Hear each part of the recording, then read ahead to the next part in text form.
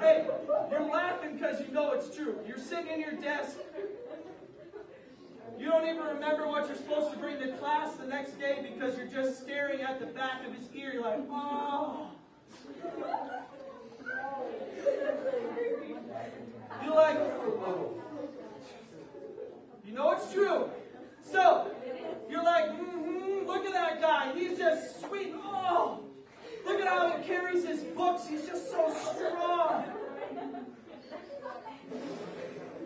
And he shows the littlest bit of interest in you. And by the end of that school day, you're playing tonsil hockey with him. Oh, did Tommy just say that? Yes, I did. You know why?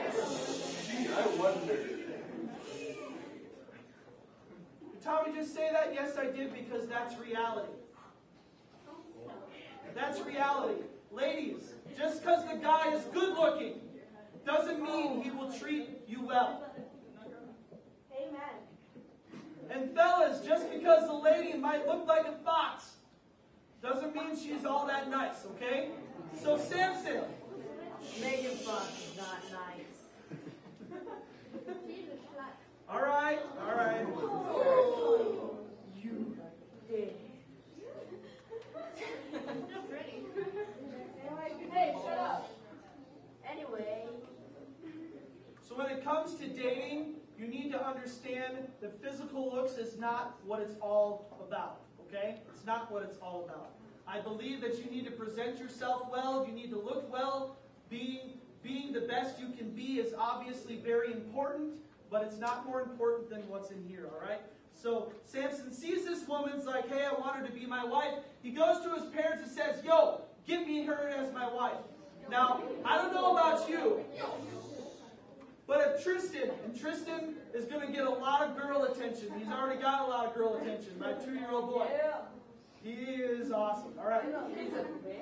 So if Tristan comes to me, Pops. And trust me, by that time, Tristan will be, and I'll be like, yes, son, just, Pops, there's this girl down the street. Get her to be my wife. I'll go, excuse me? Excuse me? Are you talking to me that way? Okay.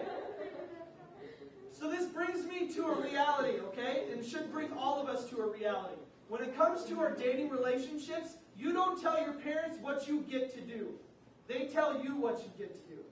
There isn't about, Mom and Dad, he's the cutest guy in school and he wants to go out on a date with me. Come on, I need to go. Chad's pointing to himself. I need to go. You will find, and I know some of you, you're not to the dating level yet. And trust me, you'll benefit a lot from this series. And those of you who already are, you need to take a lot of this advice. When you have your parents in your corner, your dating relationships will be a lot better. When you're not telling Mom and Dad how it's supposed to go, or, no, you ain't coming with me to the movies. That's dumb. You can't be sitting right by us as we're watching Toy Story 3. You're not going to help yourself when it comes to your dating relationships if you think you can tell your parents what's going to happen and what's not going to happen.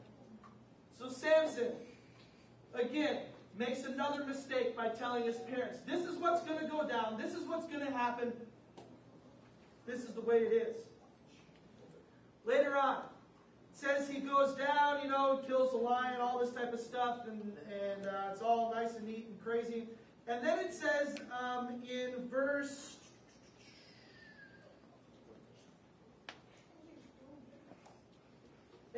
7, it says, then he went down, talked with the woman, and he liked her. Now, I don't know about you, but it seems a little backwards. Don't you think Samson should like the girl before he wants her to be his wife? Yes. Don't you think it'd be important to be like, yeah, I kind of like you before, hey, I want you to be my wife. So Samson, pushing forward, rushing forward, needing to slow down, but he's not slowing down. He ends up getting married to this woman. outside of his parents' blessing, his parents are like, you really should find someone within our people. He's like, no, no, no, I want this woman to be my wife. Ends up getting to be her husband, she is his wife, that type of thing. And then she deceives him, lies to him, that type of deal. And we come to the end of the story. He doesn't wind up with the girl. He robbed a whole bunch of people, stole their clothes from them to give it to the people that he did the riddle with, all kinds of things. And bottom line, at the end of the story, he calls the woman a heifer. I don't think a heifer is like a cow. Yeah. And if you ever call a woman a cow, Chad, you will be in trouble. All right. You get slimed.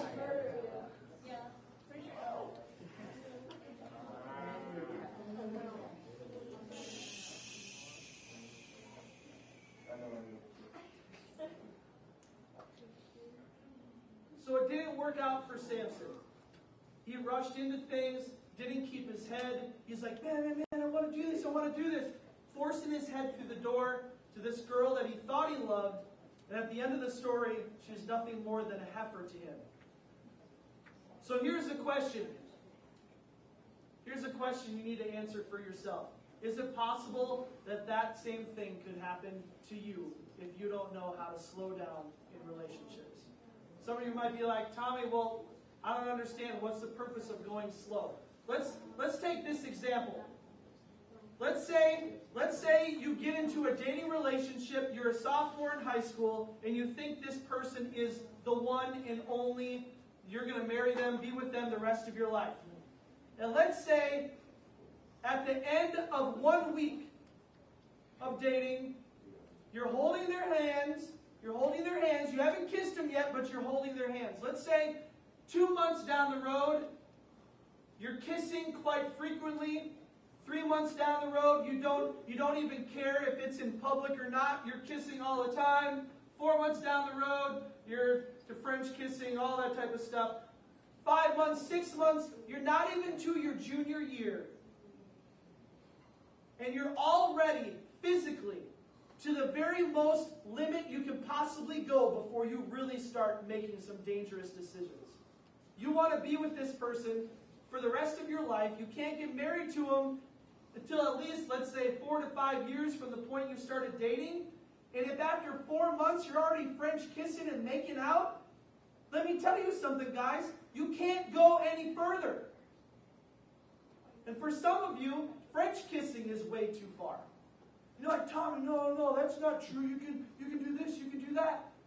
All you wind up doing is hurting yourself more and hurting the other person in the relationship.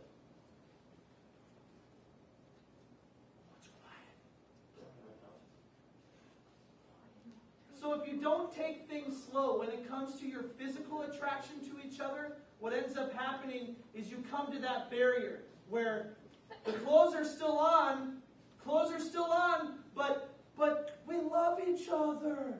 We're juniors in high school. When we graduate, we're going to get married. Come on, it's going to happen. This is the one. But because you rushed so fast and you didn't bother to slow down, now you're to this wall. And can I tell you something? It's a lot harder to slow down than it is to speed up. Many of you girls, you've done so many things with boys already, you're scared to tell your future husband the roster. Some of you fellas, maybe you don't have a roster yet. And you're thinking you'll be cooler as a man if you do. Yep. I did this to this girl last night. Yep, I did that to her. Yeah, you did that to her. Yeah, me too. Is that cool? Oh, you did that? Yeah, awesome. Me too. Yeah, you too. Awesome. We're in a club. Is that cool? No. Dude, guys, I'm dead serious. This kind of stuff happens. I'm dead serious. I'm totally dead serious. So listen. I'm dead serious. Just listen.